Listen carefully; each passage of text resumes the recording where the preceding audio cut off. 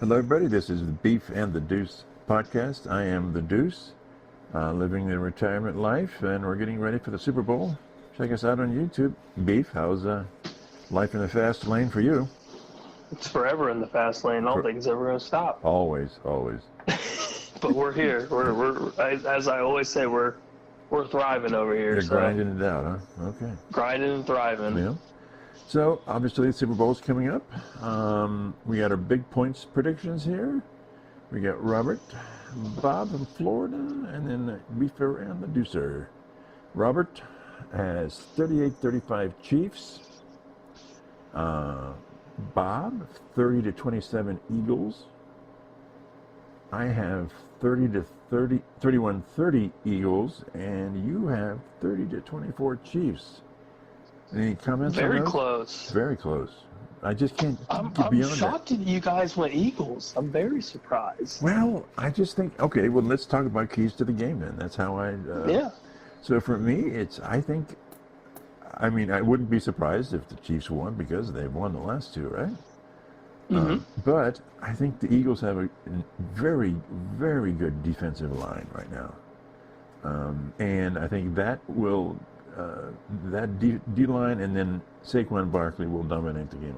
I think the X factor in this game is going to be Saquon Barkley, and he'll take control. And that's why I think the Eagles are going to win. Okay. What say you?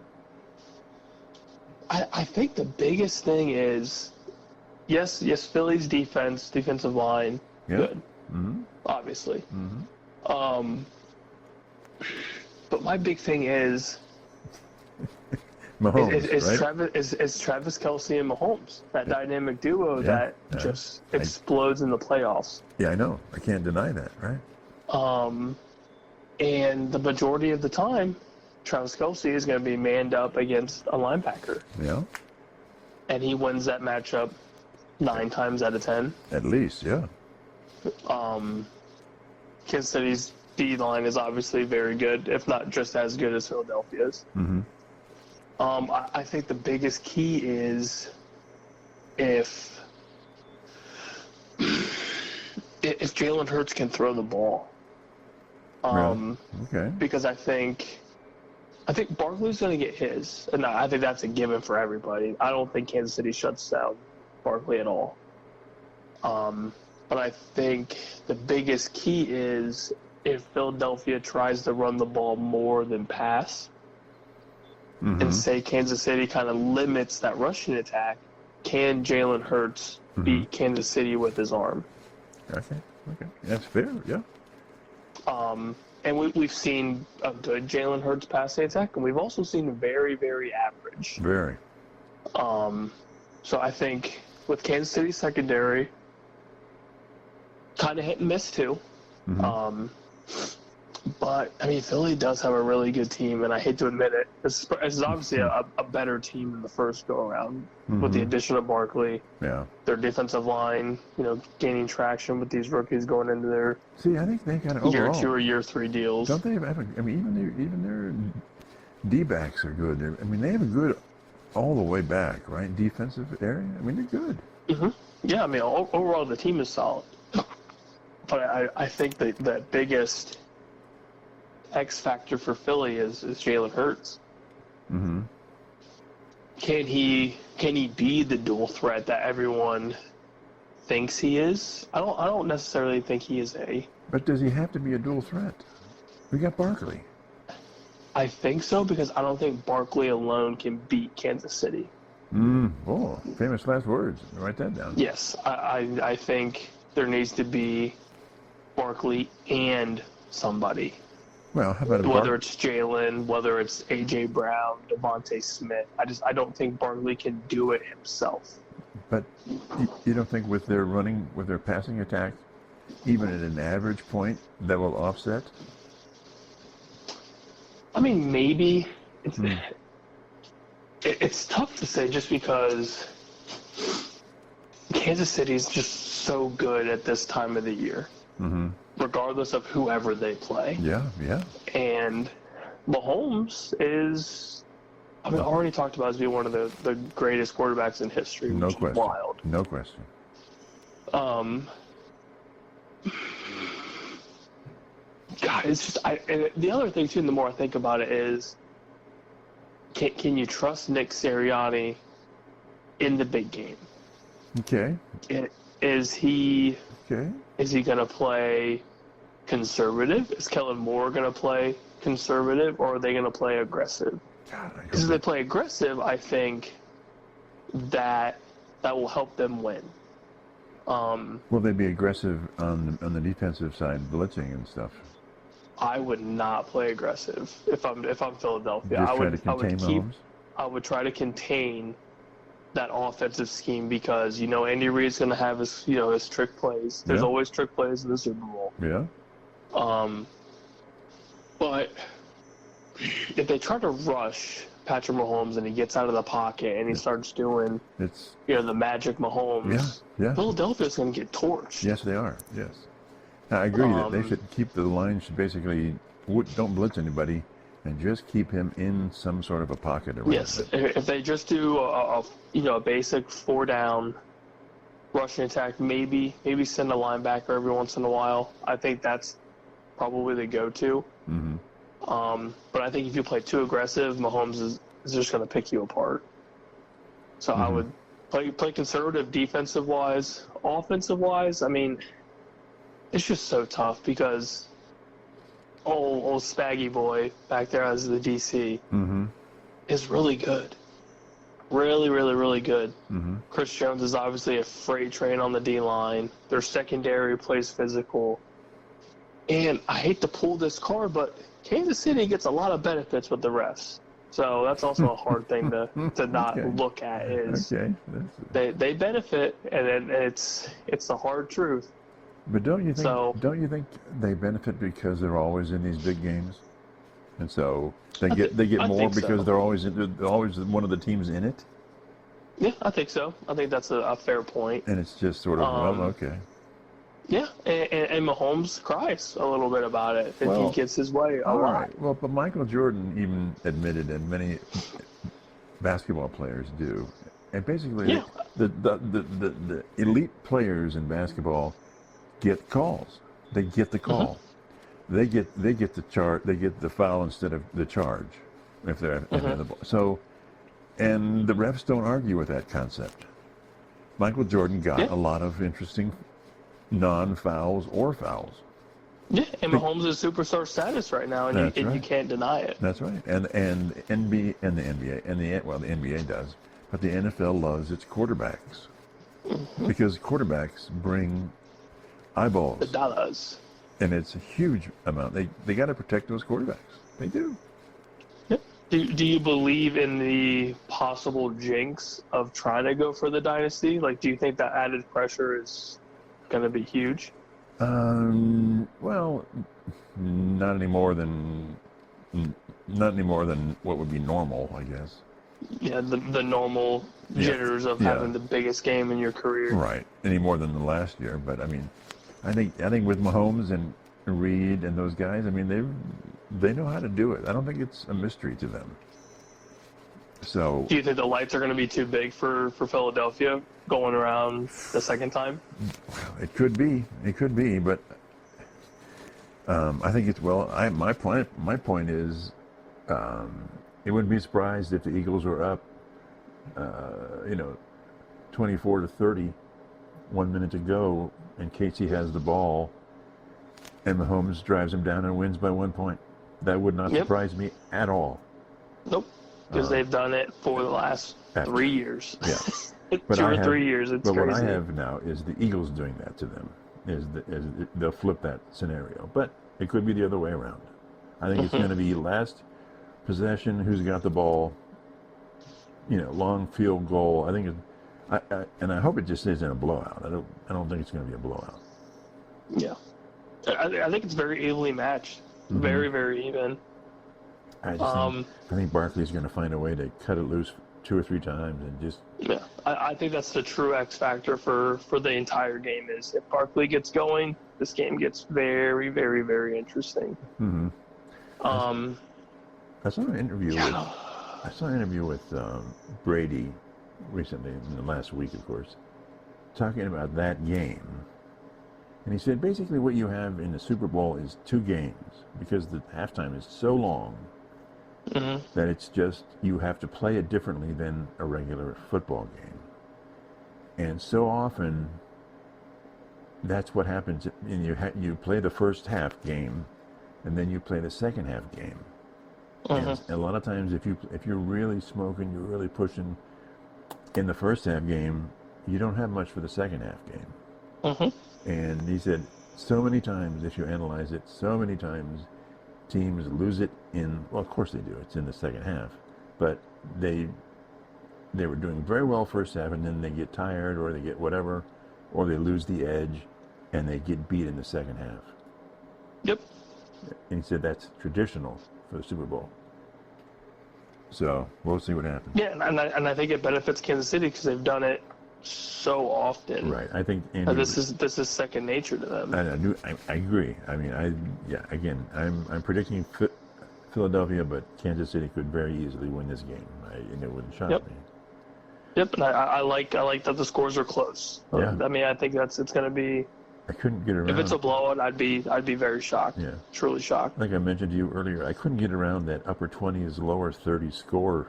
It just kept bugging me. Like it's going to be in there somewhere. And we look at Robert and Bob and you and me. That's where these scores are.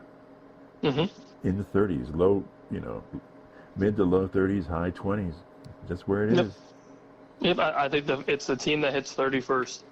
Yeah. Whoever hits that 28-30 mark, I think, is probably going to be the winner. Okay. So you don't see my scenario where somebody's got 30 points and somebody has 24 or 28 and they're on the last minute drive? I see that. I see that. I don't. If it's Kansas City in that scenario, yes. If it's Philadelphia driving to win the game, I don't see it. Because I don't trust Jalen Hurts and his arm. Okay. I trust him on his feet and his legs. Well, okay. I don't trust his arm too much. Okay. Well, fair enough. Obviously, we'll see what happens. I'm excited. I love that people are just like, I'm not watching the Super Bowl game because Patrick Mahomes is in it. Like, this is history.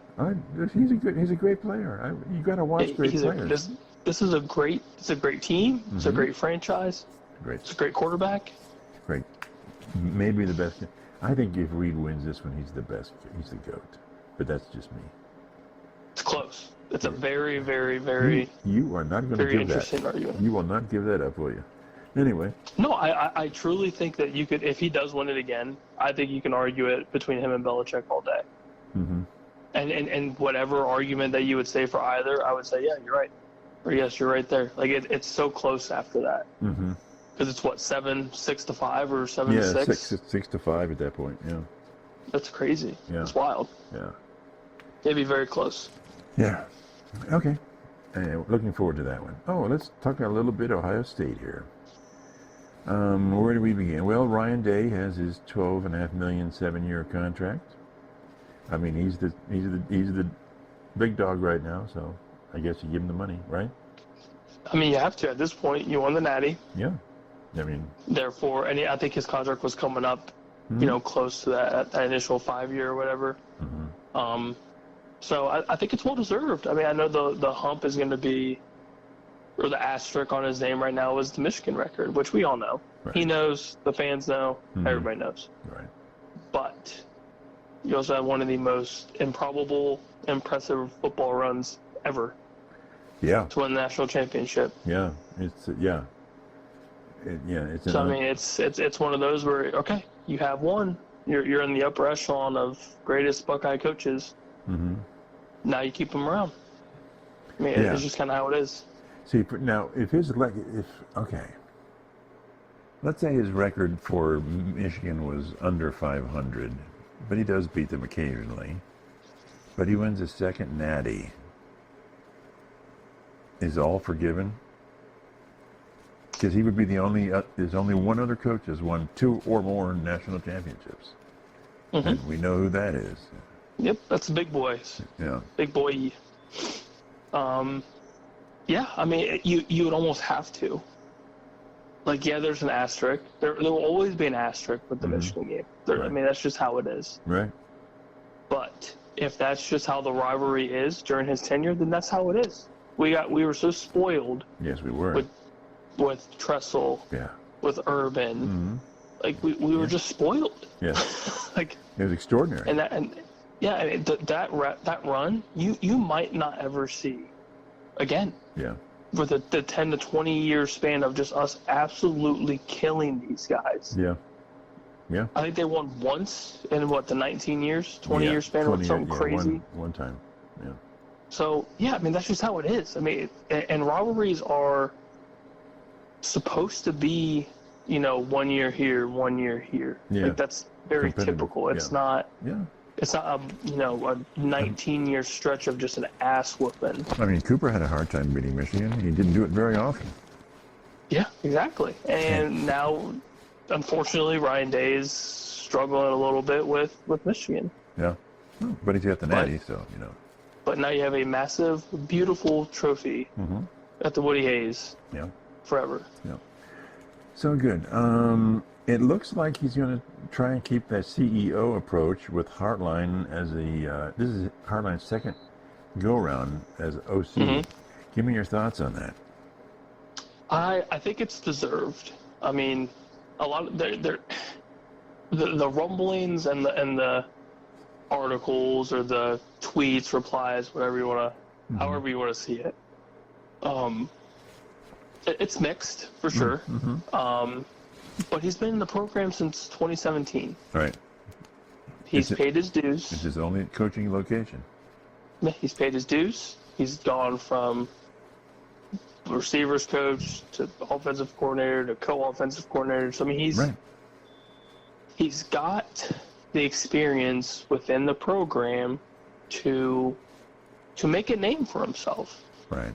And it's not like he's completely ignorant to the fact that this is new for him. Right. But he's also got the experience under Ryan Day. Yeah, and it's not like under Chip Kelly. Yeah, and it's not like Day will never call a play or never talk about the offense. It's Yeah, it's a title at this point. We'll see if it actually, is Brian's offense. Mm-hmm.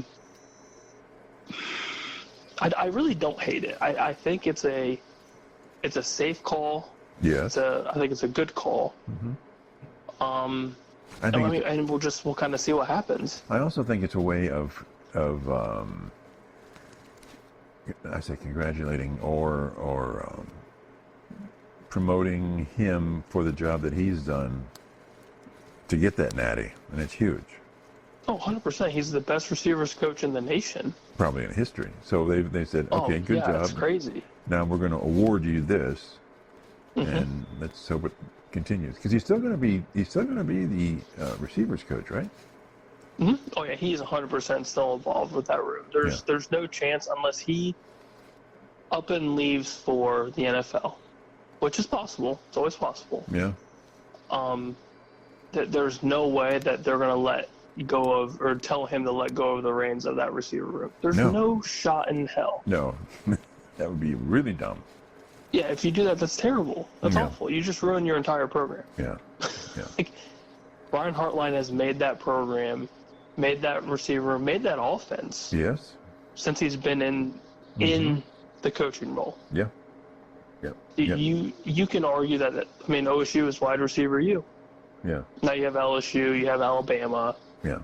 I mean, you've got great programs outside of Ohio State, but are they churning out Chris Olave's, Garrett Wilson's, Marvin Harrison's, Jeremiah's? Like the list goes on and on. And it goes on for a long time. Yes. So I think it's a very good way of Ryan Day telling Brian Hartline, thank you. Yeah, I think he deserves it, and it's a way of saying congratulations. Now you've got a new job. Yep. Enjoy your pay bump. Yeah. Oh yeah.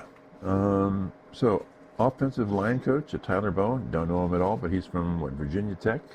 Mm-hmm. Spent 3 years as their OC at Va-Tech. Mm-hmm.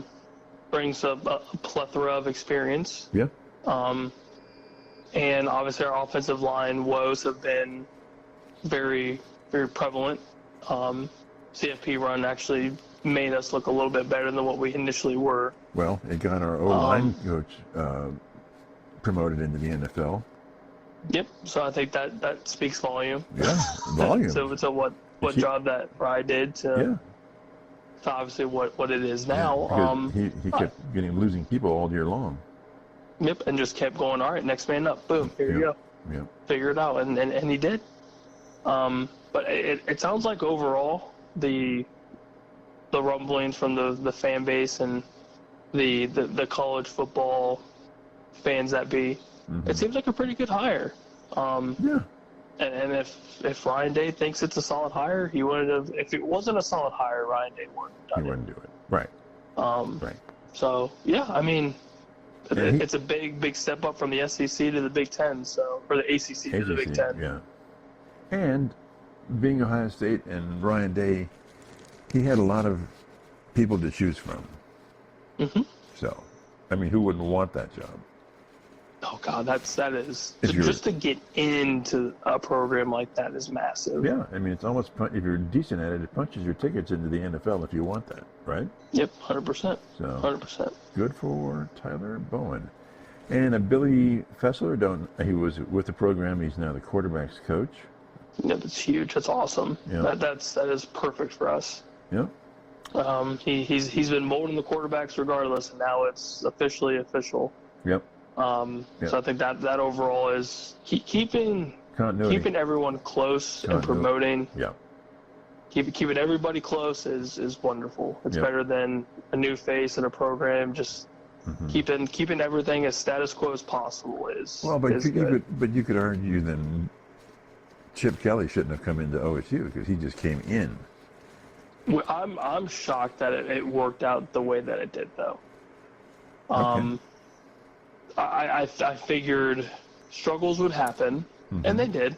We had a couple struggles, but I also didn't think that the offense would have been what it was in that CFP run. Like that was the oh shit moment. Like, this is for real. And like, I think this offense is humming. I think that's Will Howard. I really do. I think it's a mixture of just everything. The players believing in it. But he was really sharp. And he pulled out. I mean, the rushing attack was insane. Jeremiah Smith's insane. And I think Chip definitely benefited from the players on the field for sure, 100%. Yeah, but so he can thank that offense for the $6 million a year from Vegas. Yeah, good for him though. Yeah, but I mean, I think Howard. I mean, his accuracy just went through the roof in Tennessee and Oregon and even Texas. He was just at the Oregon game. He was just. How many incompletions did he have? I think it was like 4. Yeah, it's crazy. Anyway. Yeah, he's being looked at as one of the sneaky quarterback draft picks. So we'll see where he falls, and hopefully it's with your boys. Do you think he's another J.J. McCarthy type?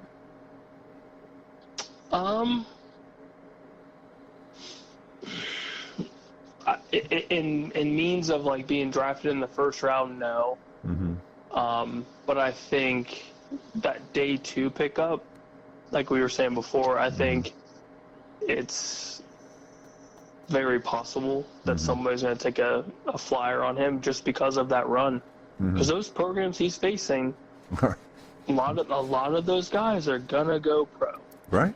A lot of them are going to the NFL, and he was torching them. Yeah.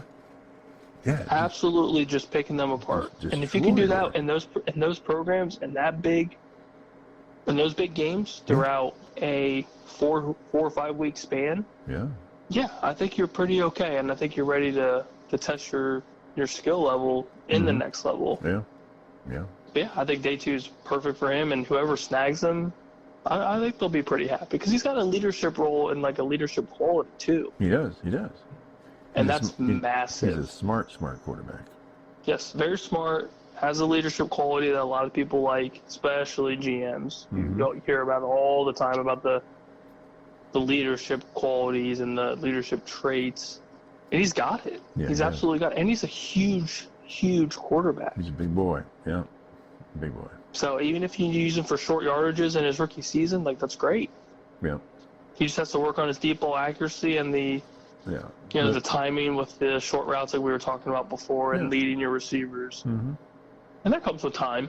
It comes with time and getting in a franchise that knows what the hell they're doing. Mm-hmm. So you wouldn't, and I wouldn't see him as a rookie starting quarterback right out of the gate. I just don't see that. No, I could see sit a year or two. Yeah. More maybe traditional. pop in if there's an injury, and then he kind of takes off. Right. Okay. My question to you was, my big question to you going into this podcast was, okay, Buckeyes obviously had an amazing dual threat running back situation last season. Will they have that again this year? And if so, who? I would say if it's not broke, you don't fix it. But who are they? But that's that when you sent that little 1A, 1B, I was like, oh yeah, he's got me here. So it's tough because we don't really know who officially is going to be the starter. My guess is going to be the guy that we got from West Virginia, big body guy. Mm-hmm. I'm trying to think of his name off the top of my head. I can't remember it for the life of me. Mm-hmm.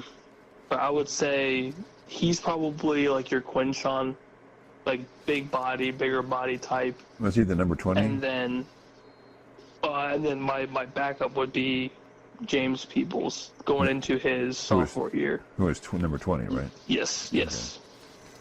Okay. But that's obviously me just guessing. We don't know for sure who else are going to get in the portal if they get anybody. Right. But I guess that will be. I'll give you my final answer for that. Okay. And then obviously go from there. Okay. But yeah, I mean, I think at the end of the day, regardless of the personnel, if the dual back 1A 1B works, you keep doing it. All right. Because you keep everyone fresh. And I mean, look at what Travion and Quinshawn did. 1,000-yard rushers. Mm-hmm. They had over 10 touchdowns apiece, each.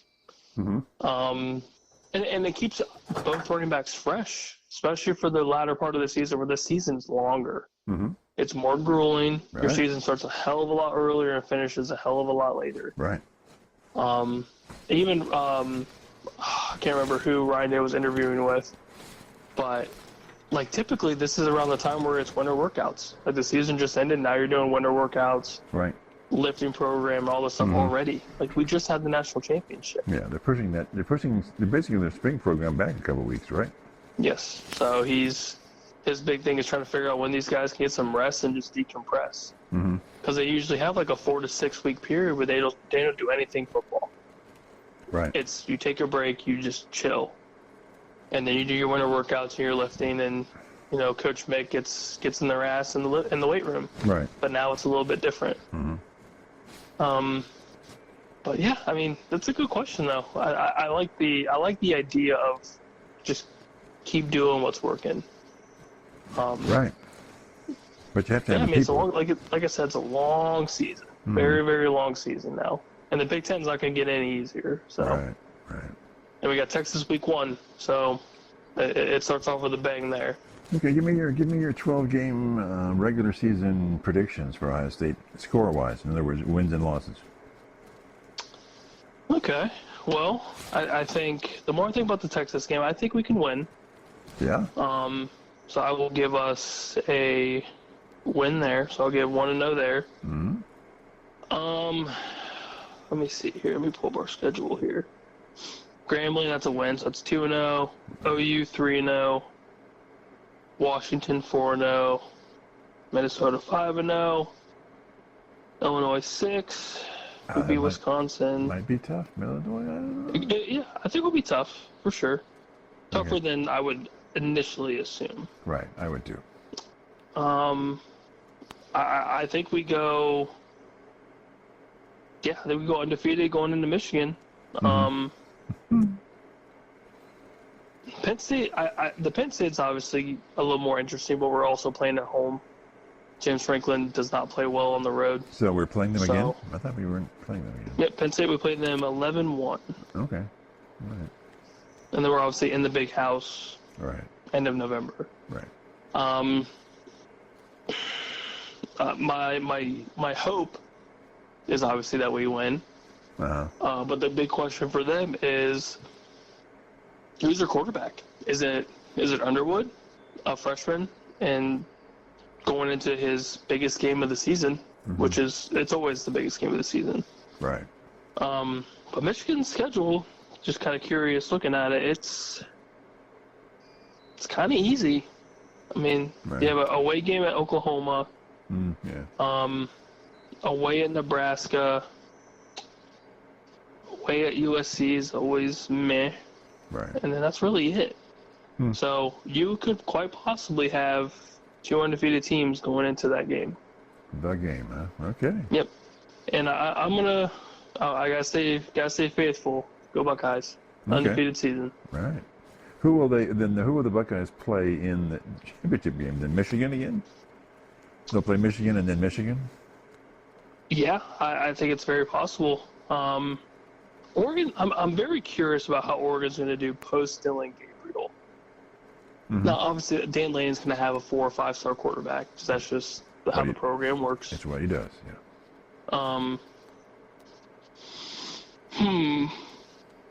Well, maybe it's not going to be Michigan.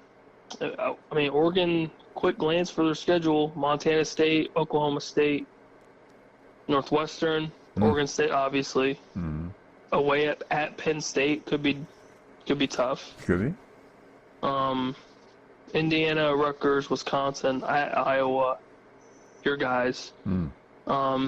Minnesota, USC, at Washington to end the season.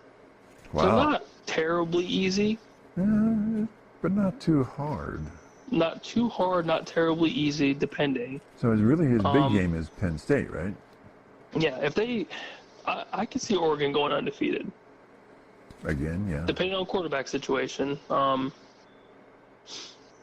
But, yeah, I mean, the only games I could see could be relatively difficult at Penn State and maybe at Iowa, maybe. Really? That's a stretch. Okay. That's a stretch. Okay. Just defense-wise, I think Iowa's defense just gives people trouble regardless. Right. But that would be the only reason. Iowa's offense, as we both know, is just very. So okay. So the situation is sort of looking like it was last season. Let's say Ohio State goes undefeated, and they're going to play. Probably, it's either going to be Oregon, Michigan, or Penn State, right? So we're looking at those 4 teams going to the playoffs, correct? Yep.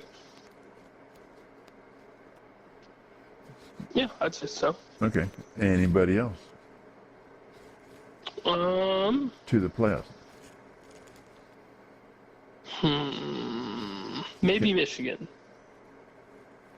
Right. That's what I said. Maybe Michigan. Oh, okay. Sorry. Oregon, Penn State, OSU, Michigan.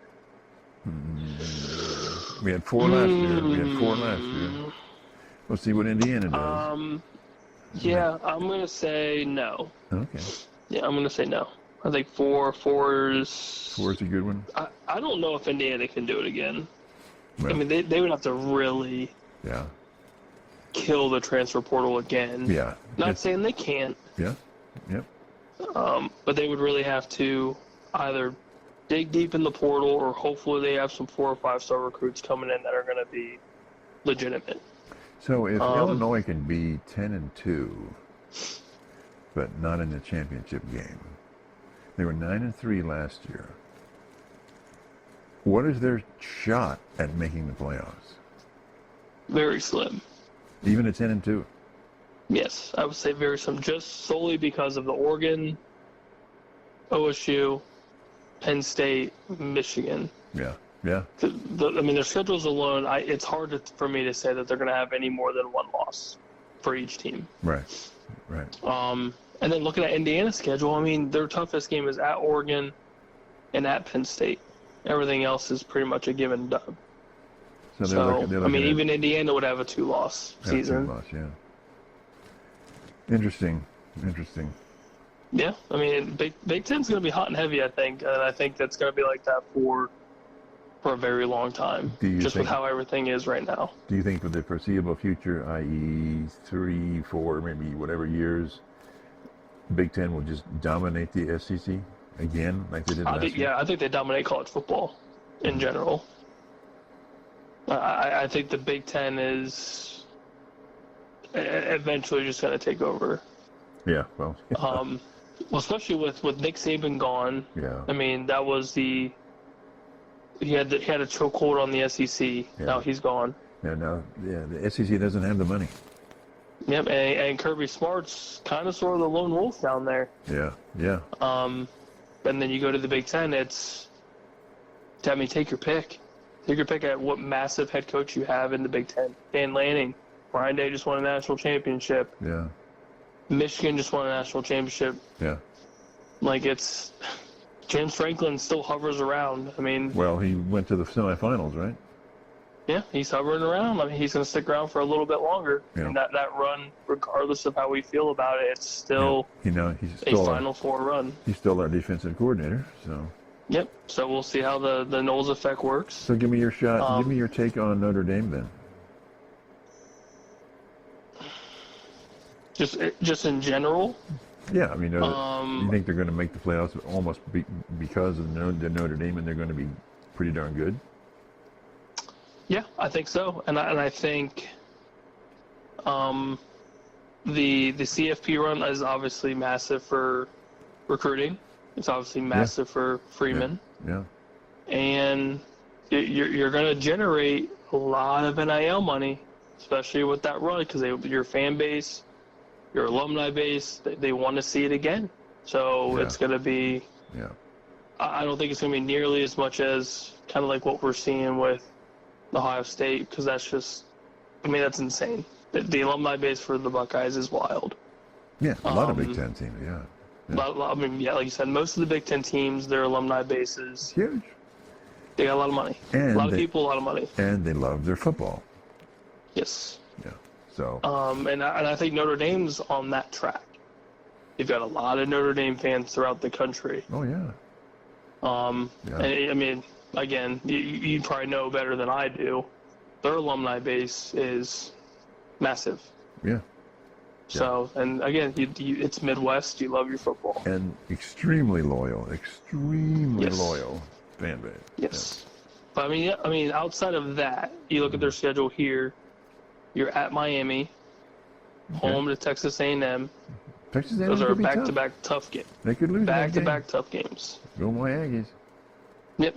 And then home to Purdue, away at Arkansas, home to Boise State, home to NC State, home to USC. Wow. Away at Boston College, home to Navy, away at Pitt, home to Syracuse, away to Stanford. That's tough. Yeah. Not a lot of those games are easy. But you have to look at it and say they should win the vast majority of them. They should win the majority for sure. I mean, like those first two games are tough. Yeah, Aggies, very, very tough. Aggies are coming on. They've got to talk about fan base between Texas and Texas A&M. Those people are insane down there. Oh, the Aggies love their football. Wow. They love their football. Right, and they spend a lot of money. Miami's got all the hype with Carson Beck transferring over to Miami, so you know that's going to be. It's going to be big for him. That's big for the program. It's big for Notre Dame too. Yep. You're coming off of a championship performance that you were on the verge of possibly winning. Very possibly winning if it went a couple more ways in their favor. Mm-hmm. Yep. But yeah, I mean, I see maybe a 1-loss, 2-loss season. Right. Which is fine. In this day and age, that's fine because you're an independent. Yeah. So more than likely you'll get in. So at 10-2, Notre Dame would get in. Yeah, I would say so. Where they would leave because it's Big Ten, they would leave and say an Illinois out because there's already 4 teams in the Big Ten in kind of thing. Mm-hmm. All right. Yeah, I would think so. Yeah, and then strength of schedule, they would probably get in anyways. Yeah. I mean, and Boise State's also a program that was just in the CFP. Yeah, So but they get the benefit of that doubt too. yeah, but how are they going to be after Genty though? USC, you never know with USC. They could be good. They could be really bad. Yeah, let's hope they're better. Boston College, away at Boston College could get tricky. Yeah, yeah. Okay, good stuff. So we're looking forward to the Super Bowl, and then we're going to be doing our thing and waiting for the spring game and spring practices. That's right. And then, so the Super Bowl is Sunday, correct? Yes, Super Bowl Sunday. So we might come at you a day later, depending on, because the Super Bowl can go very late, right? I mean. Oh yeah, it's gonna be past both of our bedtimes, but of course we're gonna be up and thriving, struggling. Yeah, napping. Doing something. At halftime is a great place for about 15, 20-minute nap. Oh yeah, I'm way ahead of you. I've already got it planned. You've already figured it out. Okay. I've already got it planned. Trust me. Okay. All right. Well, we'll talk to everybody soon, probably on Monday. See you later. Check us out on YouTube and X, of course, as well. Bye.